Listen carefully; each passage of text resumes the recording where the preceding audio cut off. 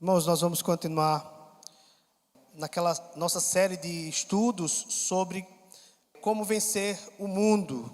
Hoje é o nosso, terceiro estudo sobre essa temática. O tema, o subtema será tornando a vitória sobre o mundo duradoura.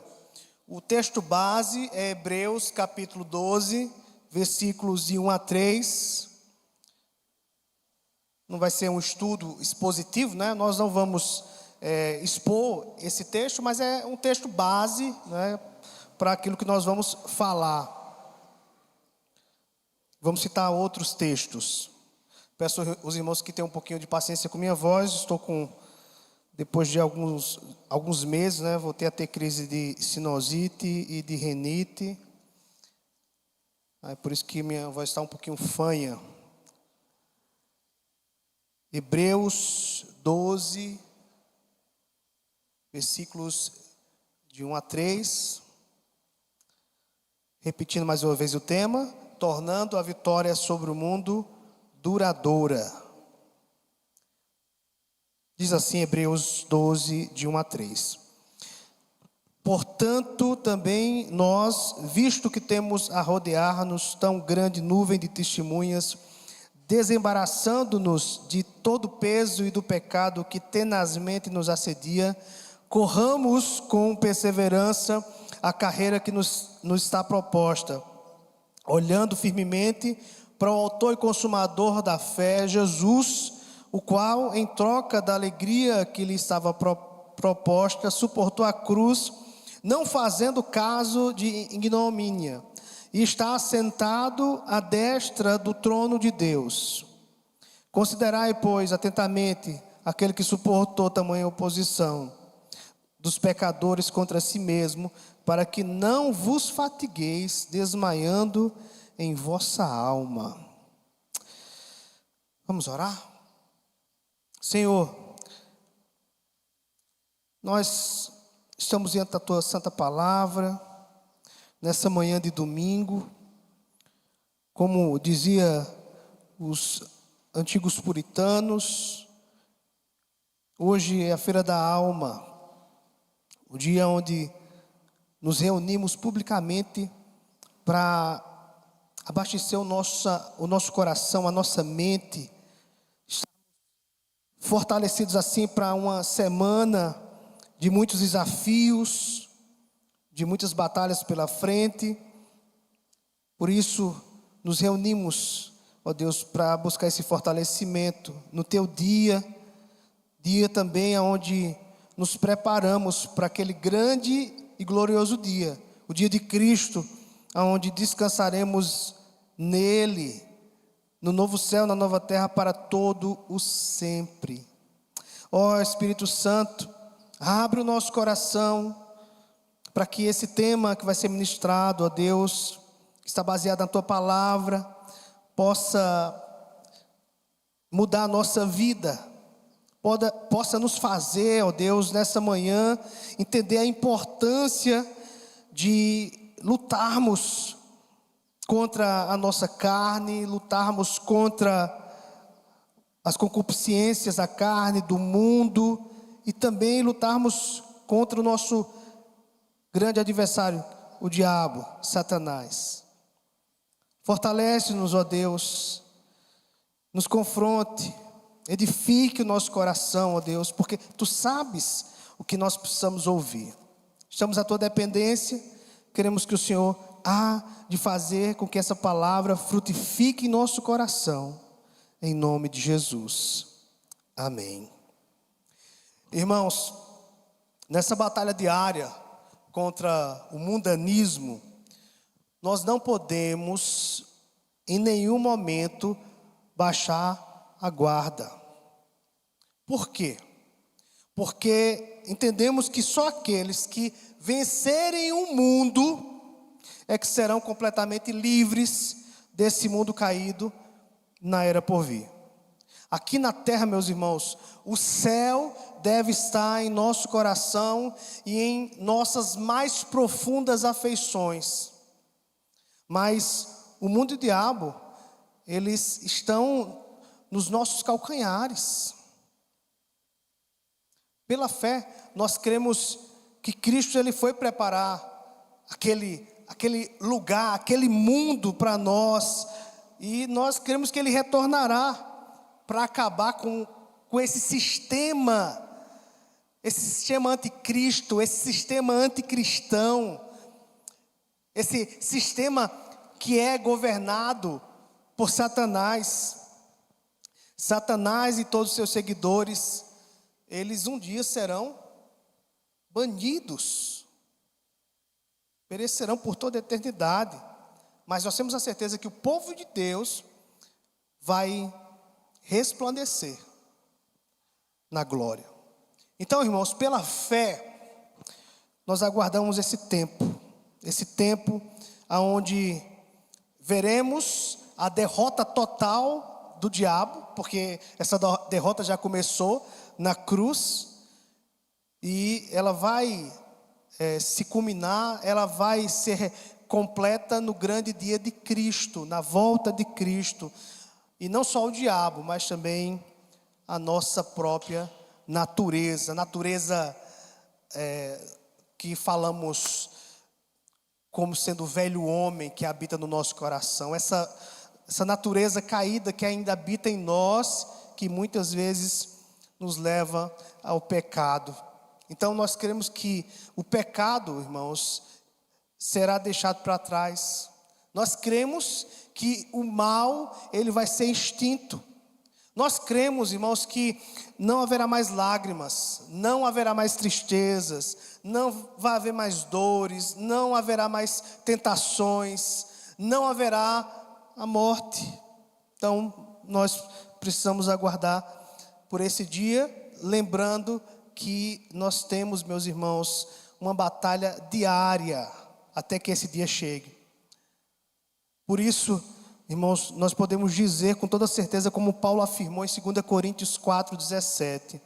Ele disse assim: a nossa leve e momentânea tribulação produz para nós eterno peso de glória acima de toda comparação.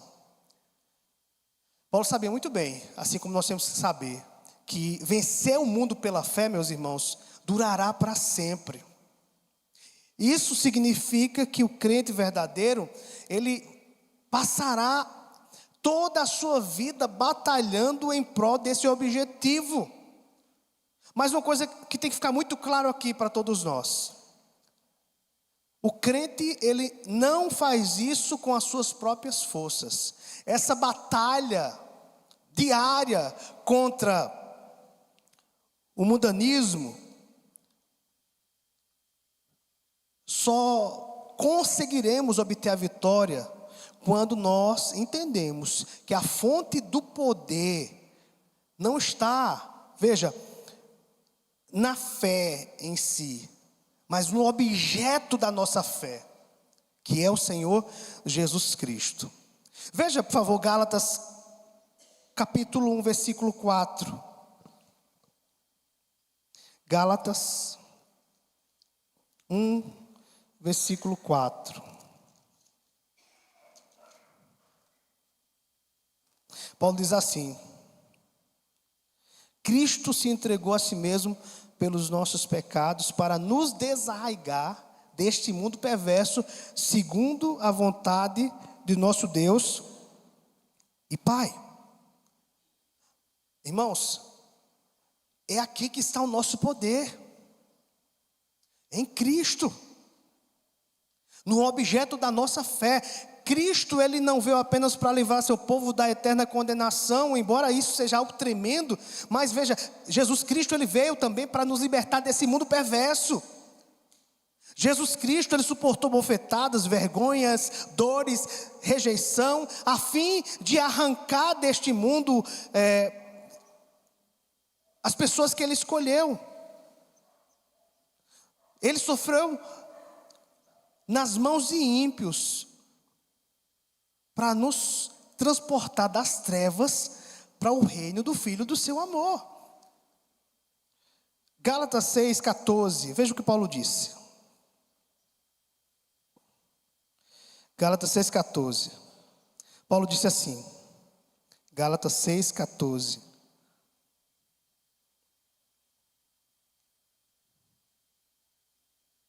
Longe esteja de mim gloriar-me, senão na cruz de nosso Senhor Jesus Cristo, pela qual o mundo está crucificado para mim e eu para o mundo.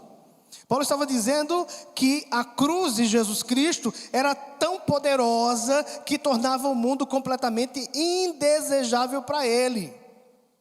O mundo, para Paulo, perdeu o seu brilho.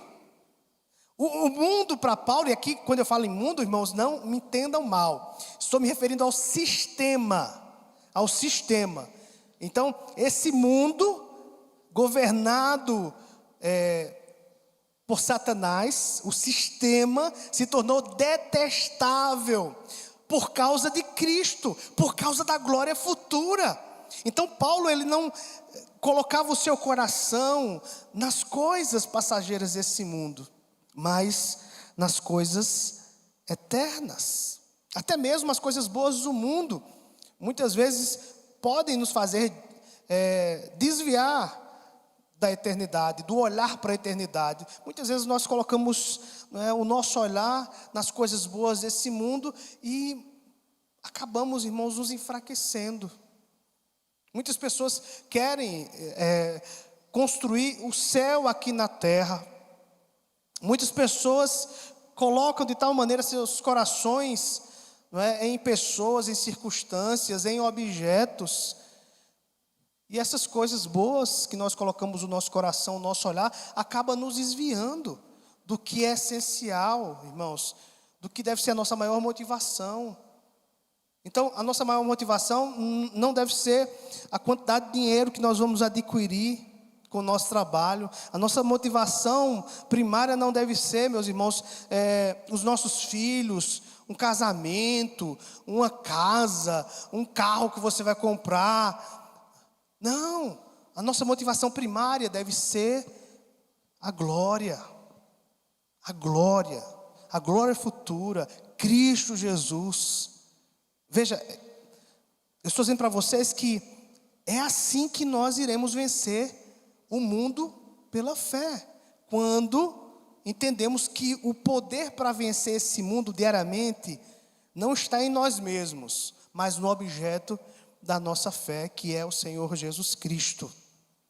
Então, irmãos, há 4 lições que nós devemos aprender aqui, se desejamos de fato perseverar nessa vitória contra o mundo. Então eu vou tentar aqui abordar essas 4 lições. Primeiro, precisamos confiar na intercessão de Cristo. Segundo, devemos usar todos os meios disponíveis para vencer o mundo, os meios que o Senhor nos dá em sua palavra, evidentemente. Terceiro, temos que nos voltar para o Senhor diariamente. E quarto, recordar a promessa divina de vitória. Eu vou repetir. Primeiro, confiar na intercessão de Jesus, usar todos os meios disponíveis, nos voltar para o Senhor e quarto, recordar a promessa divina de vitória. Então, primeira lição que nós devemos aprender: se desejamos perseverar na vitória contra o mundo, nós temos que confiar em nosso grande sumo sacerdote, na intercessão de Jesus. Irmãos, quando o poder do mundo ameaça invadir nossa alma, podemos, irmãos, nos confortar, lembrando que nosso grande sumo sacerdote, ele fez a seguinte oração. João 17, versículo 15. João 17, versículo 15. Veja o que Jesus disse em sua oração sacerdotal. Ele falou assim, João 17, 15.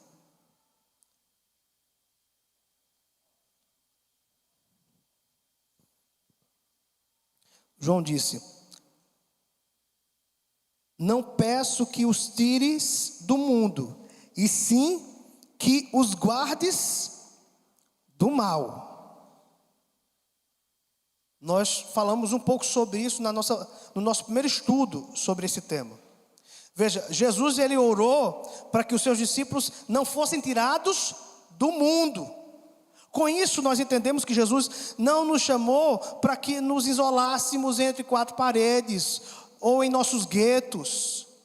Jesus, ele não ensinou que nós deveríamos perder o contato com as pessoas. Não, ele não ensinou isso. Isso é um ensino equivocado que surgiu na Idade Média, quando as pessoas pensavam que, se isolando do mundo, essas pessoas seriam mais santas.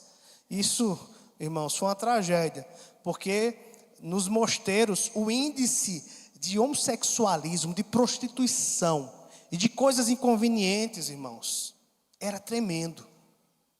Porque eles achavam que, se isolando em mosteiros, eles seriam pessoas mais santas.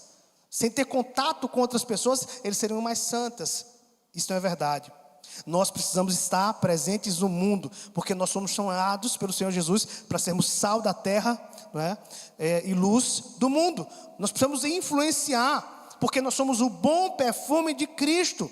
Precisamos estar presentes, pois nós somos cartas de Cristo, lidas pelos homens. Contudo, nós estamos no mundo como luzeiros. O objetivo, irmãos, da fé cristã jamais foi apartar o ser humano da vida, mas capacitá-lo para enfrentar a vida de maneira vitoriosa. John Stott está certo ao dizer que a igreja tem uma dupla responsabilidade em relação ao mundo ao seu redor. Por um lado, ele disse assim: devemos viver, servir e testemunhar no mundo, ok? Gravem isso. Por um lado, nós devemos viver, servir e testemunhar no mundo. Vamos lá? Gravaram aí? Devemos o que, irmãos?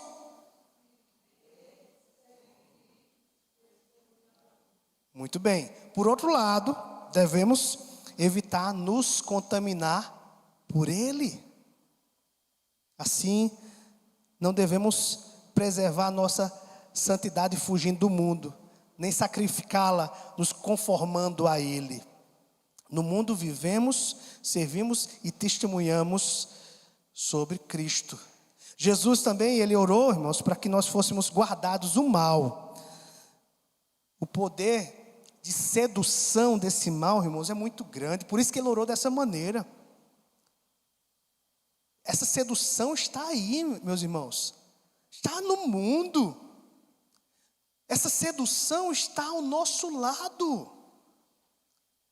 E não é só amanhã ou daqui a 10 dias, o tempo todo.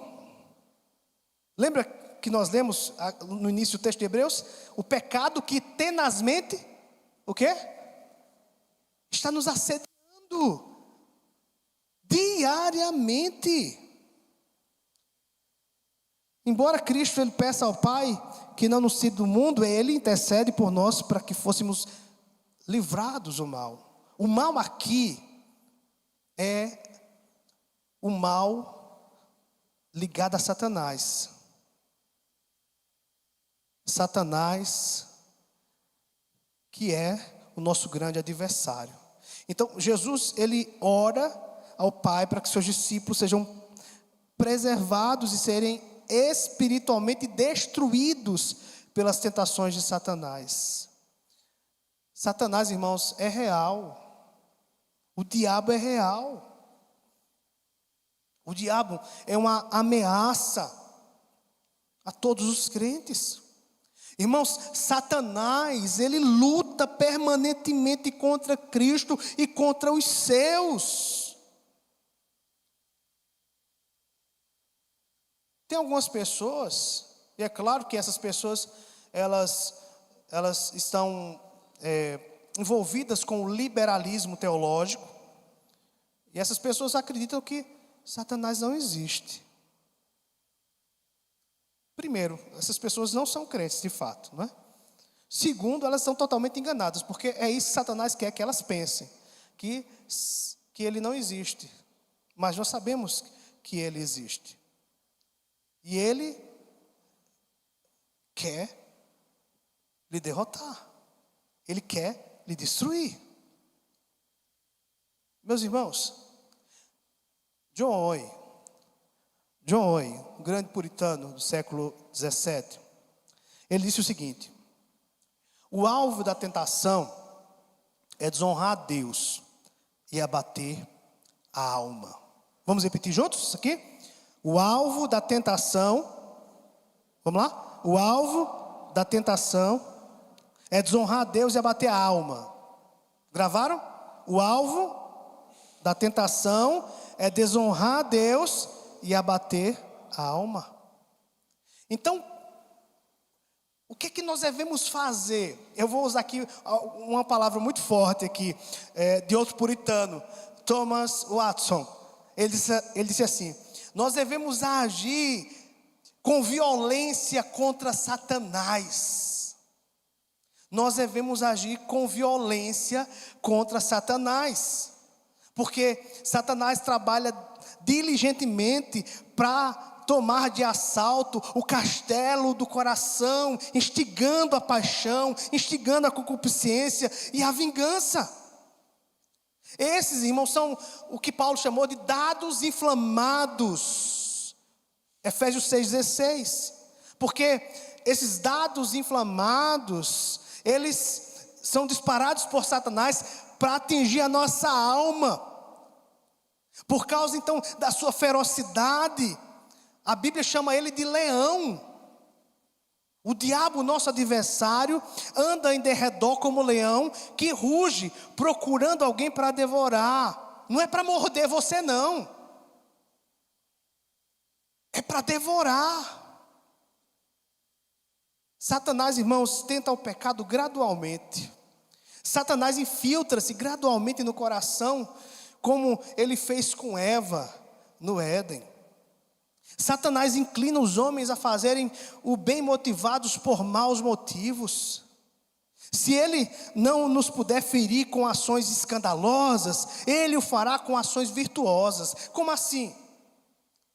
Veja, muitas vezes Satanás tenta algumas pessoas a adotarem a religião como modo de se promoverem. Satanás faz isso, irmãos. Satanás, ele tenta algumas pessoas para que essas pessoas adotem a religião como um modo de se promoverem. Então veja, Satanás usa todos os modos para nos levar à queda, para nos ver na ruína.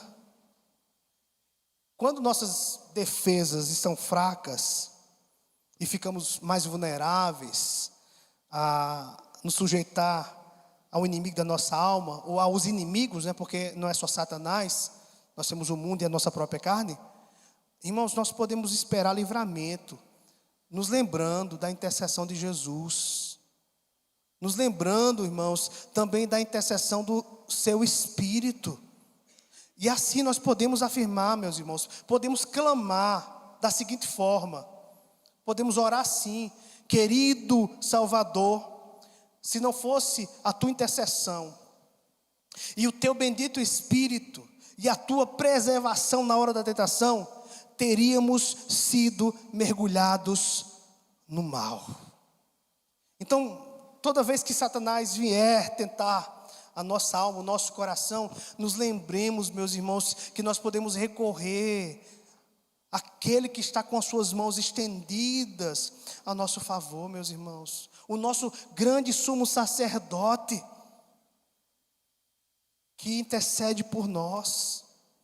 Então, primeiro, nós precisamos confiar no nosso grande sumo sacerdote, que intercede por nós.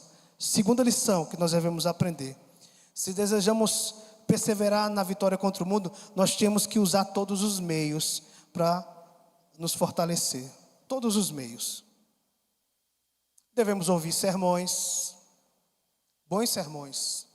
No YouTube está repleto, de bons sermões, de boas pregações, como também está repleto de pregações terríveis, de pregações de autoajuda. Eu espero que você, quando estiver no YouTube ou em qualquer rede social, que você possa procurar bons pregadores para poder ouvir. Irmãos, nós precisamos saturar a nossa alma com as Escrituras. Nós precisamos ler bons livros que nos tornam sábios para a salvação. Nós precisamos orar sem cessar.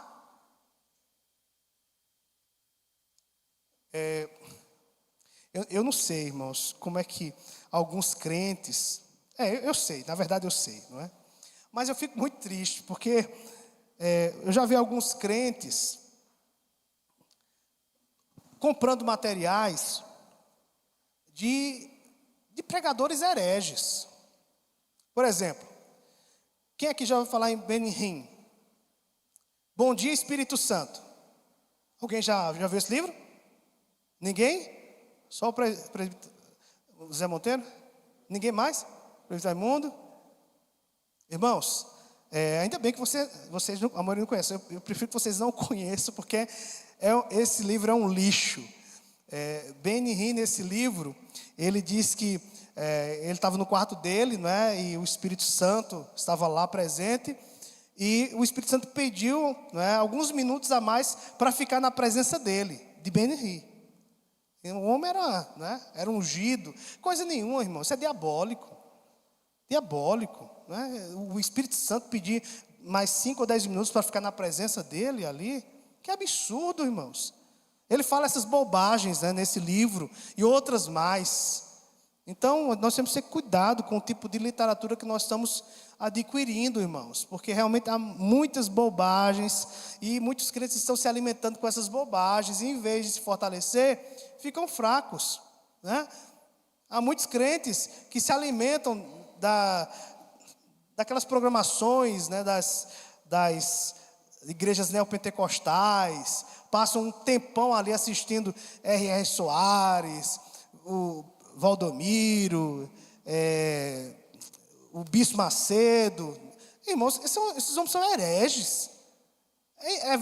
Veja, é vergonhoso saber que crentes, pessoas que dizem ser crentes verdadeiras, passem tempo ouvindo, né, as bobagens pregadas por essas pessoas.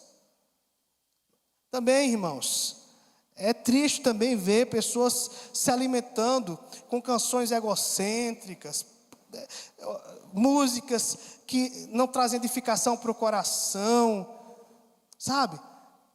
Que fala de um cristianismo superficial, sem profundidade.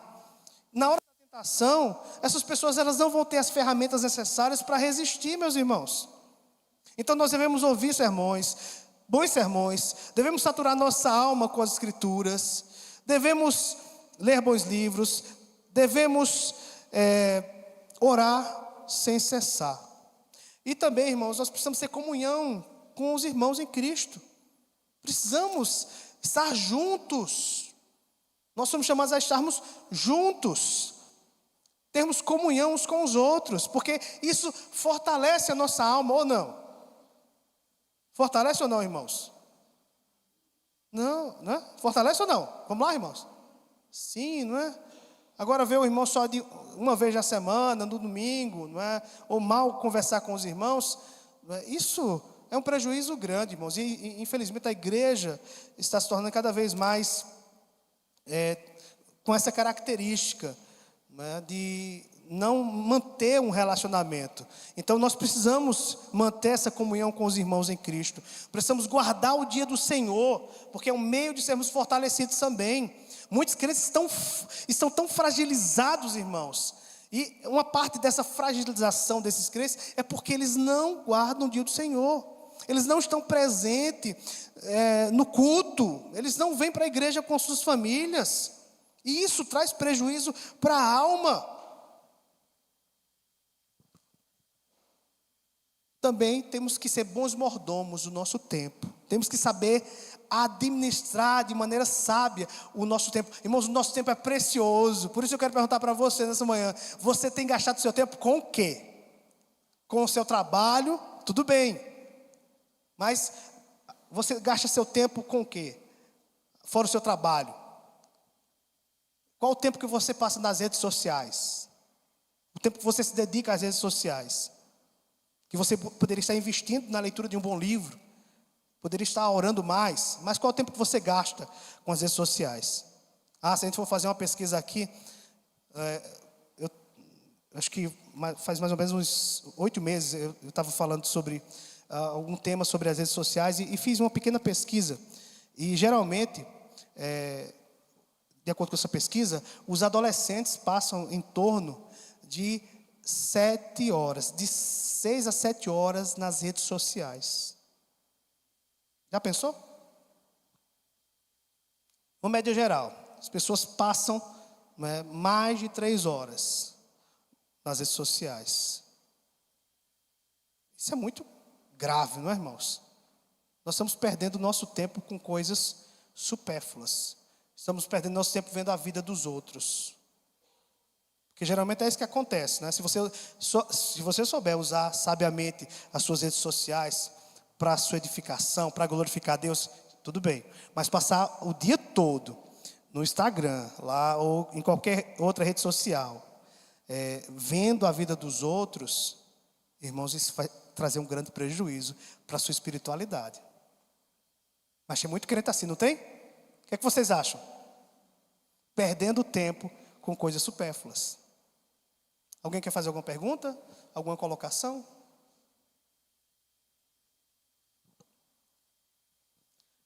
Veja, irmãos, a colocação que outro puritano fez. Thomas Manton, ele disse assim: um crente carnal não é um crente, e sim uma carcaça de crente. Pois se não matarmos o amor ao mundo, o mundo nos matará. Vou ler novamente isso aqui. Um crente carnal não é um crente, e sim uma carcaça de crente. Pois se não matarmos o amor ao mundo, o mundo nos matará. Quando Phillips Henry, o pai de um grande teólogo, um dos maiores comentaristas da Bíblia, Matthew Henry, já ouviram falar nele? Matthew Henry, um dos maiores comentaristas, um puritano do século 17. Nós temos o comentário dele. Por sinal, esse comentário de Matthew Henry, ele foi editado pela CPAD. Vocês conhecem a CPAD? A editora CPAD? De onde é a CPAD? Assembleia de Deus. Na época, eu lembro, quando eu conheci Matthew Henry, procurando o material dele, vi que no Brasil, isso há muitos anos atrás, eu fiquei, como assim? Como assim? Como é que uma casa publicadora da Assembleia de Deus foi editar esse material? Eu sei que tem muitas coisas a ver com a questão comercial, não é? Mas, por outro lado, eu fiquei feliz, não é? Porque, tudo bem, é bom que a leitura desse comentário de Matthew Henry vai fazer uma grande diferença na vida dos nossos irmãos assembleanos. Mas veja, o pai dele, Philip Henry, ele tinha 30 anos quando escreveu o seu diário. Ele disse o seguinte, veja o que ele colocou no seu diário: tão velho e mais velho do que Alexandre o Grande, quando conquistou o grande mundo, mas ainda não subjuguei o pequeno mundo do meu próprio eu. Tão velho e mais velho do que Alexandre, quando conquistou o grande mundo, mas ainda não subjuguei o pequeno mundo do meu próprio eu. Deixa-me fazer uma pergunta para você. Será que essa é a sua queixa também? Você tem reconhecido isso? Que você não tem como deveria ter ou estar subjugando o seu eu? Você tem se entristecido com seus erros? Você tem chorado pelos seus pecados? Deixa eu fazer uma pergunta para vocês. Seja sincero, certo? Você pode esconder de mim, mas de Deus você não esconde, não. Qual foi a última vez que você chorou pelos seus pecados cometidos? Qual foi a última vez? É fácil apontar o pecado dos outros, mas a questão é, temos que olhar primeiro para os nossos. Qual foi a última vez que você então chorou pelos seus próprios erros? Irmãos, quando nos rendemos às tentações de Satanás, esse fracasso está arraigado em incredulidade. Geralmente, quando nós pecamos, nós estamos sendo incrédulos. Estamos sendo incrédulos. Então, um crente verdadeiro, o que é que ele precisa fazer? Ele precisa alimentar a sua fé. Ele precisa usar diligentemente os meios de Deus para a batalha espiritual.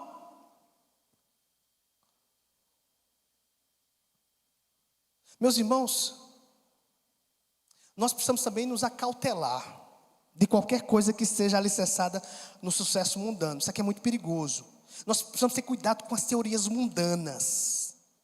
Irmãos, nós precisamos ter cuidado com os métodos mundanos. Por que eu estou me referindo a isso? Porque, meus irmãos, a igreja está impregnada de pessoas que dizem ser crentes, mas estão trazendo para suas vidas teorias mundanas, usando métodos mundanos. Por exemplo, os crentes que confiam em Cristo, eles devem resistir à ideia de buscarem ajuda de terapeutas que tratam de problemas usando por base pontos de vistas mundanos. Quem é que conhece mais a sua alma, o seu coração? É um terapeuta ou Deus? Veja como é que o mundo evangélico está. Irmãos, aqui eu quero tirar de cena problemas metabólicos, né? Problemas que muitas vezes temos, né? E nós precisamos de alguns medicamentos para que alguns hormônios sejam metabolizados no nosso organismo, ok? Aí nós precisamos procurar um profissional da área para tratar isso. Mas aqui eu estou me referindo a questões da alma. Da alma. E muitos crentes estão buscando métodos freudianos. Frequentemente os psicólogos não cristãos defendem a confiança no eu e não em Deus. É isso que os psicólogos não cristãos defendem, a confiança no eu. Agora eu já vi um psicólogo, não vi, eu ouvi, né, em um material que ele escreveu. Eu até comentei aqui, acho que foi numa das reuniões de casais. Ele é um psicólogo, está à frente de uma sociedade de psicólogos, e ele diz que fica assim maravilhado quando recebe um dos seus pacientes, e esses pacientes saem do seu consultório cheios de si mesmos. Irmãos, isso aí está errado, ou está certo? Sair do consultório deles cheio de si mesmo? O que é que a Bíblia ensina? A Bíblia diz que nós temos que estar cheio de nós mesmos? Não, a Bíblia ensina o contrário, nós precisamos nos esvaziar de nós mesmos, porque a nossa luta diária também é contra o nosso ego. A psicologia trabalha com o ego, com inflar o ego, tornar o homem cada vez grande, maior. Só que na Bíblia nós não aprendemos assim. A Bíblia diz que se você quer ser um seguidor de Cristo, o que é que você deve fazer? Renunciar a si mesmo, negar a si mesmo, tomar a sua cruz e seguir Jesus. É o contrário do que ensina os métodos mundanos. Nós não confiamos no nosso eu, nós confiamos em Deus, o nosso Cristo, e Ele nos dará a força necessária para que nós possamos vencer. Então nós precisamos tomar cuidado, irmãos, porque infelizmente muitas pessoas estão vivendo assim. Terceira lição. Mas eu queria saber se você quer perguntar, quer fazer alguma argumentação, quer falar alguma coisa? Opa, pode falar. Microfone? Só uma observação. Quando o povo de Israel, lá no passado, Deus governava, né, através do sacerdote de Samuel. E aí, de repente, o povo, acho que com inveja do povo mundano, pediu um rei, né, para imitar as outras nações. Aí Deus chamou Samuel e disse que eles não tinham rejeitado a Samuel, mas a Deus. Ele realmente iria dar um rei a eles, mas iria ter algumas consequências. Aí, contextualizando para os nossos dias, é o que a gente vê muitas vezes nas igrejas hoje, né? A gente trazendo coisa do mundo para dentro da igreja Exato. e os problemas aparecem, né? Exato. São os mesmos. E as pessoas não conseguem vencer esses problemas. Viu, Javan? E muitas vezes isso é ensinado a partir do púlpito. Há muitos pastores que estão usando técnicas freudianas para trazer os seus sermões. Nós temos que ter muito cuidado com isso, irmãos. Muito cuidado com isso. Precisamos estar atentos ao que nós temos ouvido por aí. Então, se tiver alguém aqui, algum irmão que está se consultando com o psicólogo, entenda muito bem, certo? Com o psiquiatra, existem problemas hormonais na nossa vida por causa do pecado. O pecado trouxe muitos prejuízos, até mesmo para a nossa biologia, né? O nosso sistema hoje, né, é falho. Então, nós precisamos de alguns medicamentos para poder produzir certos hormônios. Mas eu estou me referindo aqui à questão da alma. Por isso, antes de você procurar um terapeuta, procure o pastor da igreja. Fale com Deus, converse com Deus. Peça orientação a um conselheiro espiritual, não é? Ao pastor da igreja. Não vá correndo para um terapeuta. Não vá correndo para um terapeuta. Porque quem conhece a sua alma, o seu coração, é o Senhor. Se o pastor identificar algum problema, se realmente houver algum problema que seja necessário tratar com um profissional, um problema hormonal, aí ele certamente vai encaminhar, não é? Aí você vai procurar um profissional na área, mas antes você precisa entender que os problemas do nosso coração são de cunho espiritual. O problema da nossa alma. E quem conhece a nossa alma é o Senhor. E foi Ele quem criou a nossa alma. Ok? Terceira lição que devemos aprender: se desejamos perseverar na vitória contra o mundo, temos que nos voltar para o Senhor diariamente. Atentem, meus irmãos, a essas palavras aqui de Thomas Guthrie. Ele disse assim: se você percebe que ama qualquer deleite mais do que a oração, qualquer livro mais do que a Bíblia, qualquer casa mais do que a casa de Deus, qualquer ceia mais do que a ceia do Senhor, qualquer pessoa mais do que a Cristo, qualquer satisfação mais do que a esperança do céu, fique alarmado. E Joel Bick afirmou assim: amigo, se você se casa com o espírito desta época, ficará viúvo ou viúva na era vindoura. Se você tem vivido assim, arrependa-se. Volte a praticar as primeiras obras. Se você tem se casado com o espírito dessa época, arrependa-se, para que você não fique viúvo ou viúva na era vindoura. Isso aqui é espiritual, viu, irmãos? Espiritual. É por isso que Paulo disse: não vos conformeis com esse século, mas transformai-vos pela renovação da vossa mente, para que experimenteis qual seja a boa, agradável e perfeita vontade de Deus. Nós precisamos buscar o crescimento na fé. Precisamos experimentar cada vez mais a santificação, meus irmãos. Nosso amor pelo pecado é cada vez menor quando nós estamos buscando ao Senhor, quando nós desejamos mais as coisas de Deus. Por isso nós temos que ter cuidado para que nós não venhamos confiar no nosso coração. Nós precisamos entender, meus irmãos, a seriedade dessa verdade. Essa busca pelo Senhor deve ser uma busca diária. Nos voltarmos para Deus deve ser diariamente. Não é uma vez só que fazemos isso, mas diariamente. A conversão deve ser diária. Existe dois tipos de conversão, né, que a Bíblia fala. Existe a conversão novo nascimento.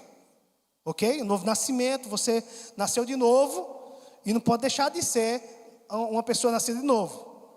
Então isso acontece uma vez e para sempre. Mas existe, irmãos, a conversão diária, que é continuamente estarmos nos arrependendo dos nossos pecados, nos voltando do pecado para Deus, abandonando o pecado, dizendo não ao pecado, buscando a santificação, porque se nós não estivermos buscando a santificação, nós não veremos a Deus. Veja, irmãos, não basta apenas estudar a Bíblia. Não basta apenas aprender uma porção das verdades doutrinárias da Bíblia. É preciso amar Jesus cada vez mais. E descobrir que Ele é tudo para nós. Tudo. Tudo.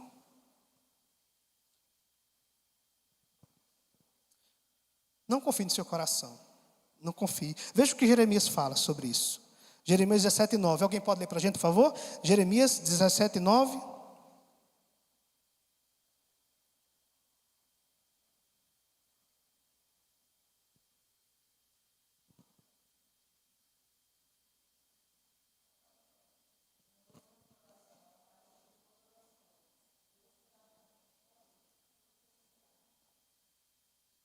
Pois é. Se nós não devemos confiar no nosso coração, em quem nós devemos confiar?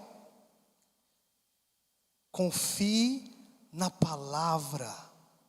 Confie na palavra. Não confie em si mesmo, confie na palavra. Irmãos, a palavra de Cristo dá alegria, gera amor, gera poder para vivermos em santidade. Também a palavra dá o que é preciso para que nós possamos servir a Deus, para que sejamos de fato testemunhas do Senhor Jesus Cristo nesse mundo perverso. Então o que é que nós devemos fazer diariamente? Nos voltarmos para o Senhor.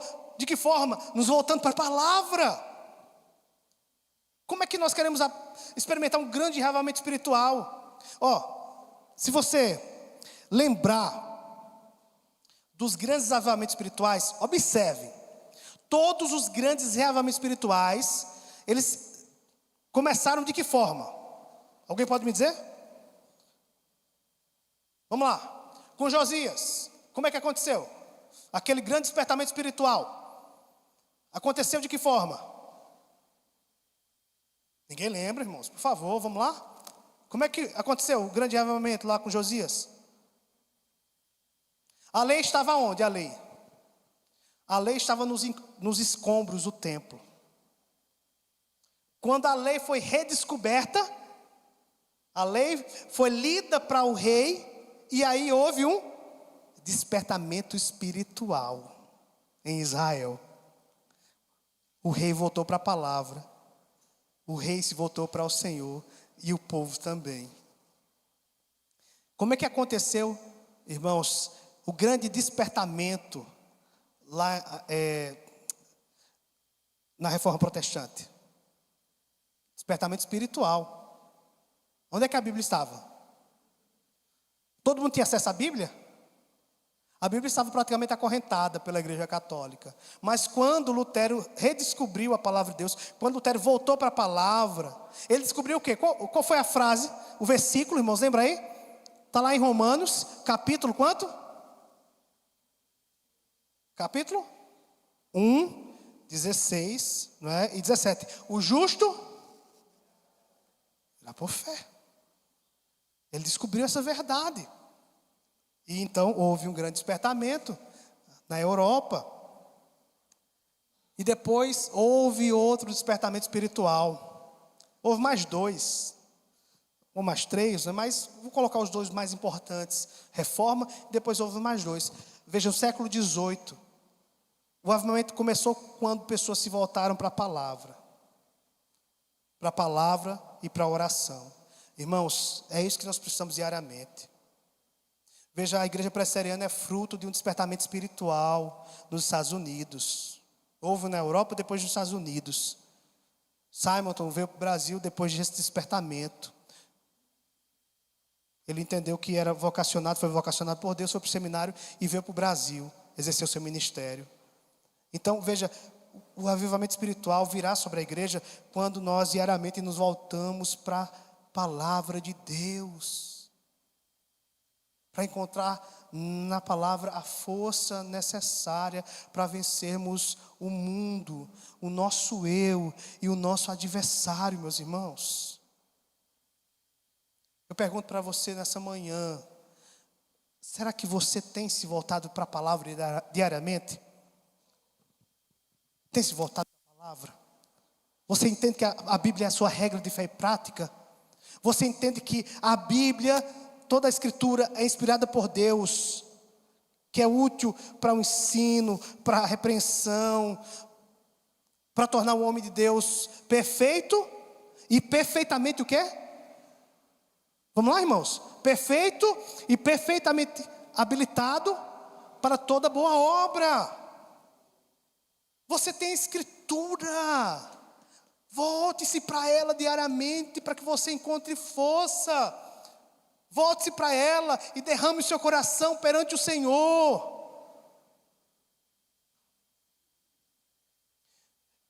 Quarta e última lição. Observe, meus irmãos, aqui eu quero... O tempo é pouco, né, para falar sobre isso, mas veja, nós temos que recordar as promessas divinas de vitória. Considerem os heróis da fé, em Hebreus 11, que nós lemos no início. Eles creram em Deus, mesmo enfrentando as piores batalhas desse mundo, eles creram em Deus, eles confiaram no Senhor. Esses homens, eles vestiram toda a armadura de Deus, e não abriram mão da vida de comunhão com o Senhor, da vida de oração. Vocês conhecem a armadura de Deus? Se olhar para a Bíblia, se olhar, só decorado aí, eu acho que vocês lembram. Onde é que está a armadura de Deus? Qual é o texto? Está numa carta paulina. Efésios 6. Muito bem, Efésios 6. Então, observem aí, vamos para Efésios 6. Eu vou ler aqui, vou rapidamente explicar. O tempo não dá para tratar sobre esse assunto de maneira mais detalhada. Mas eu só quero que vocês observem aqui que nós precisamos dessa armadura. Paulo diz no versículo 10. Veja aí. Efésios 6, a partir do versículo 10. Paulo diz: quanto ao mais, sede fortalecidos no Senhor e na força do seu poder, revestivos de toda a armadura de Deus, para poderdes ficar firmes contra as ciladas do diabo. Porque a nossa luta não é contra as pessoas, contra carne e sangue, sim contra os principados e potestades, contra os dominadores desse mundo tenebroso, contra as forças espirituais do mal nas regiões celestes. Portanto, diante desse fato, tomai toda a armadura de Deus. Veja, Paulo está dizendo aí, é uma batalha diária. Vocês têm uma batalha diária. Tomai toda a armadura de Deus para que possais resistir no dia mau. E depois de teres vencido tudo, permanecer inabaláveis. Aí ele vai falar da armadura, das peças da armadura.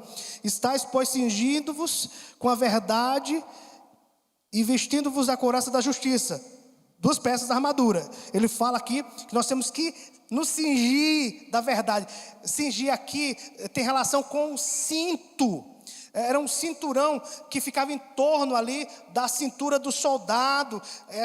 Esse cinto sustentava toda aquela armadura pesada no corpo daquele soldado. Firmava a adaga que ele levava nessa armadura. Então Paulo está falando aqui do cinto da verdade. Ou seja, Paulo está dizendo que nós precisamos entender que nós precisamos estar firmados na verdade. Satanás é contrário à verdade, porque Paulo está falando aqui da verdade cristã, o conjunto de doutrinas cristãs. Nós precisamos estar firmados nessas doutrinas que estão contidas na palavra de Deus, porque essas doutrinas, elas expõem a verdade de Deus. Se você não estiver firmado nessas doutrinas, a sua vida vai desmoronar. Verdade. A verdade é uma espécie de cinto que sustenta toda a vida.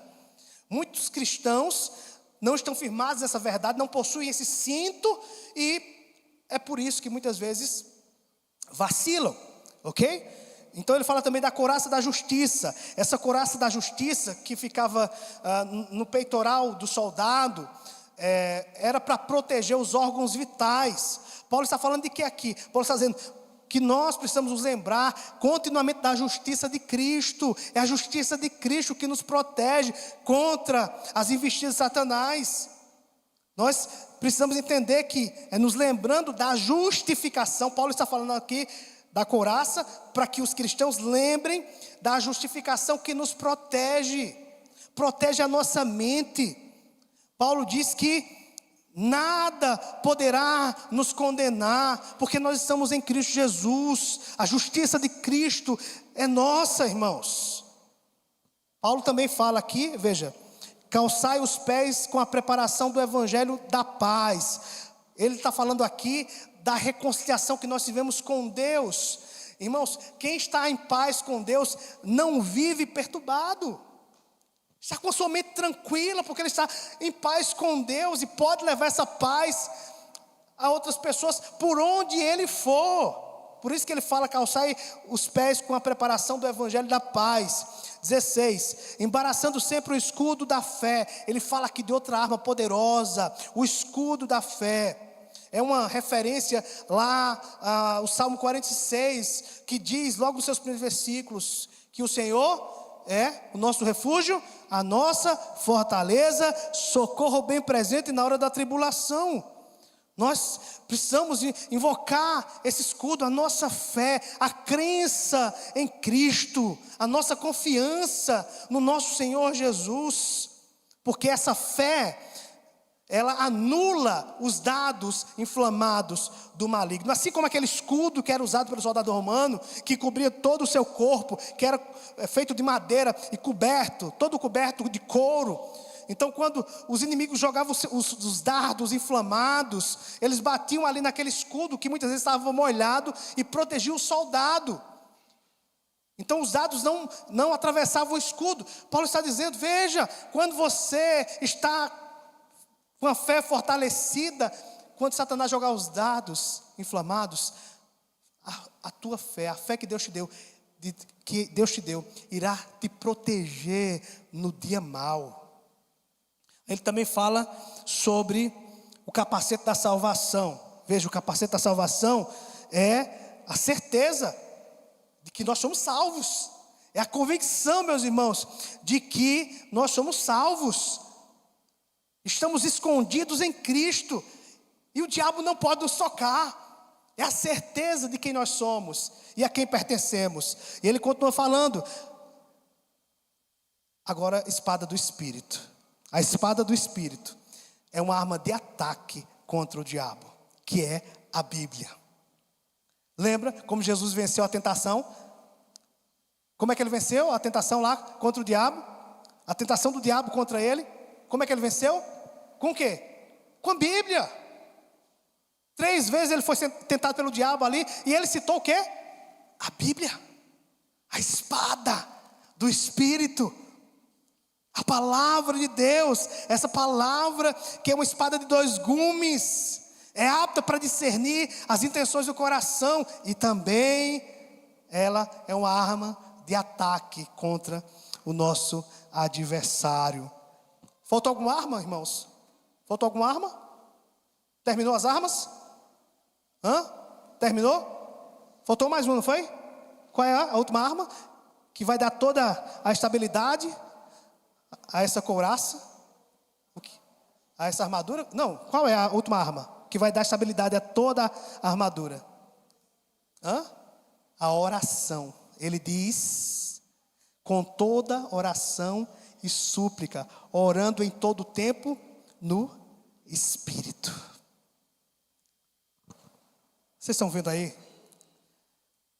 Que é por isso que nós temos que agir violentamente contra Satanás, através da oração. Através da oração. Nós não podemos vacilar, irmãos. Nós o derrotamos quando estamos ajoelhados diante do Senhor. Deixe-me citar novamente Thomas Watson. Ele orou assim, veja como é que ele orou. Ó Senhor, ensina-me a usar cada peça da minha armadura espiritual como segurar o escudo, como usar o capacete, como manejar a espada do Espírito. Senhor, fortalece-me na batalha. É preferível morrer como conquistador do que cair prisioneiro e ser arrastado em triunfo por Satanás. Por isso, irmãos, nós devemos agir de maneira voraz contra Satanás. Há um leão no meio do caminho, e o que é que nós devemos fazer? Lutar. Nós somos chamados a lutar. Você está preparado? Você está preparada? Porque você é chamado para lutar diariamente. Repito, não contra as pessoas. A nossa luta não é contra as pessoas. A sua luta não é contra os seus filhos, a sua luta não é contra o seu cônjuge, a sua luta não é contra os seus irmãos na igreja, não é contra os seus colegas no trabalho, a sua luta não é contra o seu vizinho, a sua luta é contra Satanás. E para vencer, você precisa usar essas peças da armadura juntamente com uma vida de oração. E por último, irmãos, eu quero lembrar vocês só de Apocalipse 2:10. Nós temos que considerar essas palavras de Jesus, quando ele disse: ser fiel até a morte, e dar-te-ei, o quê? A coroa da vida. Ser fiel até a morte, e dar-te-ei a coroa da vida. E no final nós poderemos recitar aquilo que Paulo recitou quando estava à beira da morte. Ele disse: combati o bom combate, completei a carreira, guardei a fé. Já agora a coroa da justiça me está guardada, a qual o Senhor, reto juiz, me dará naquele dia. E não somente a mim, mas também a todos quantos amam a sua vinda. Essas palavras aqui, meus irmãos, são palavras de pessoas que venceram o mundo pela fé. E para a gente concluir aqui, certo, irmãos? Uma frase sensacional de John Owen. Ele disse assim: ou mortificamos os nossos desejos pecaminosos, ou nossa alma morrerá. Ou mortificamos os nossos desejos pecaminosos, ou nossa alma morrerá. Amém. Que o Senhor nos ajude. Em nome de Jesus.